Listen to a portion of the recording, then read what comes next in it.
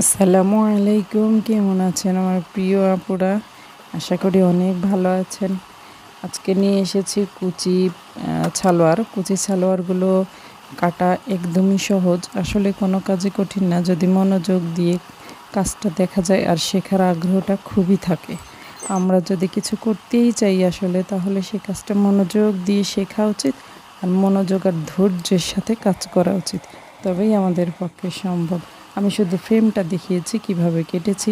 এটা যদি ভালোভাবে সুন্দরভাবে দেখতে চান তাহলে লং ভিডিও দেখতে হবে। শর্ট ভিডিওতে আমি শুধু ফ্রেম কিভাবে করেছি সেটাই দেখিয়েছি।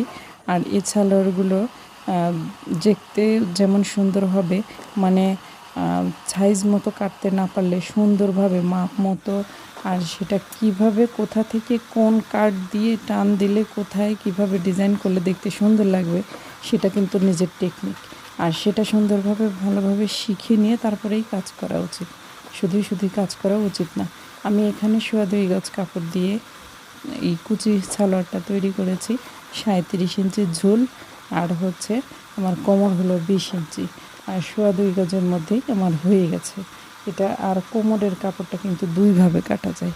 আমি একভাবে কেটেছি, আরও একভাবে কাটা যায়, কাপড়টার ভাঁজ হিসেবে কাটটা আসে। তো যাই হোক, আমার ভিডিওটি ভালো লেগে থাকলে লাইক কমেন্ট শেয়ার করতে ভুলবেন না। আগামীতে আবার দেখা হবে। আল্লাহ হাফেজ। আসসালামু আলাইকুম।